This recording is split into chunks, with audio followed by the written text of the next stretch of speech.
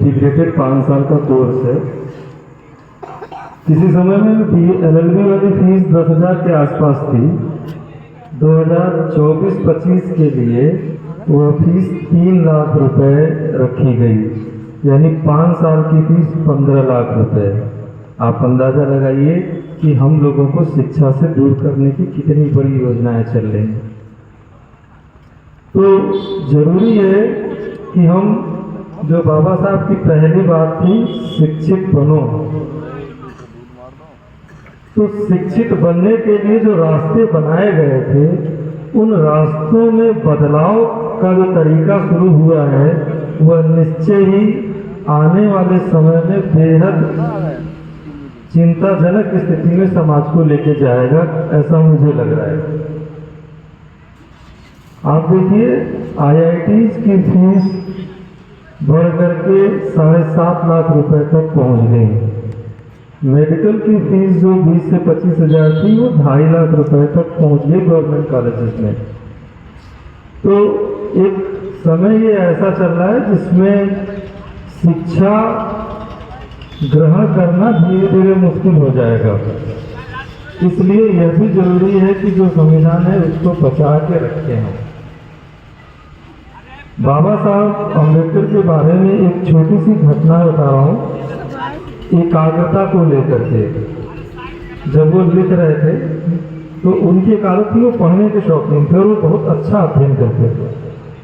आप इस बात का अंदाजा ऐसे लगाइए कि 1936 में उन्होंने ये कहा कि मैं धर्म परिवर्तन कर लूँगा, और उसके बाद से काफ़ी जो है महात्मा गांधी जी जो थे, उनके विचार वो उससे काफ़ी आहत रहे, और 20 सालों का गहन अध्ययन किया उन्होंने सभी धर्मों के बारे में। मैं यहाँ सभी धर्मों की विशेष चीज़ों पर चर्चा नहीं करूँगा, लेकिन उन्होंने अध्ययन किया। शुरुआत उन्होंने क्रिश्चियनिटी से की, तो उन्हें ये पता लगा कि वहाँ कोई एक है जिसने कहा मैं ईश्वर का संतान हूँ, और जो मैं रास्ता बता रहा हूँ वो अल्टीमेट है, you have to follow this. ऐसे सभी धर्मों का अध्ययन करते करते जब वो अंतिम निष्कर्ष पर आए और उन्होंने जब बौद्ध धर्म का अध्ययन किया, तो उन्होंने एक आर्टिकल लिखा, और उस आर्टिकल के माध्यम से उन्होंने बताया कि इसमें महात्मा बुद्ध ने ये नहीं कहा कि मैं जो बता रहा हूँ वही अल्टीमेट है। उन्होंने ये कहा कि यह जीवन का एक मार्ग है, यह मेरा अनुभव है, इस मार्ग से चल के आप भी अनुभव प्राप्त कर सकते हैं। तो उन्होंने निर्वाण का रास्ता बताया, और फिर उन्होंने कहा कि जीवन है तो कुछ समस्याएं होंगी, समस्याएं हैं तो समस्याओं का कारण होगा, समस्याओं का कारण है तो उसका निदान होगा, यानी अष्टांगिक मार्ग तथ्य उन्होंने बताया।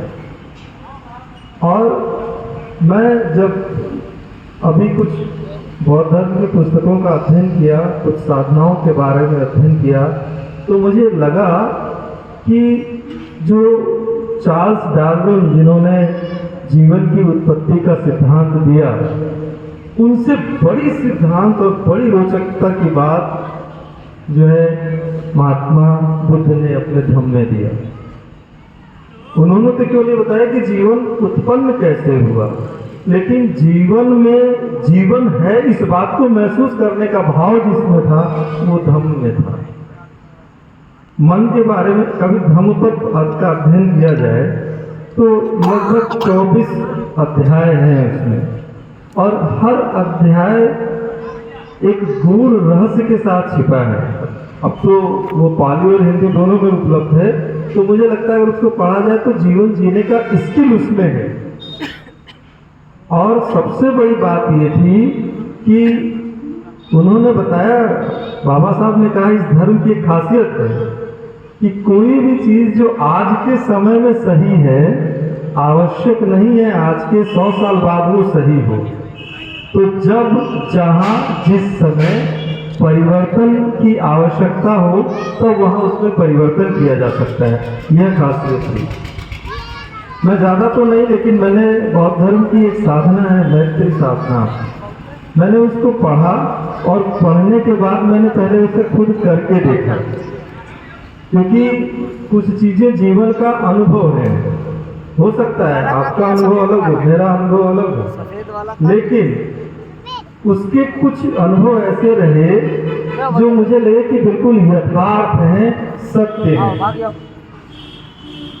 तो हमारे फिर वो बाबा साहब ने बौद्ध धर्म को ही क्यों स्वीकारा, उसका कारण ये था कि उन्हें ये पता रहा कि इसमें समय के साथ जहाँ आवश्यक हो वहाँ सुधार किया जा सकता है, और दूसरा यह पूर्णतः वैज्ञानिक है। हर चीज के लिए आपको एक तर्क मिलेगा और उसका एक सफिशिएंट रीजन मिलेगा why this particular thing is going on in this direction.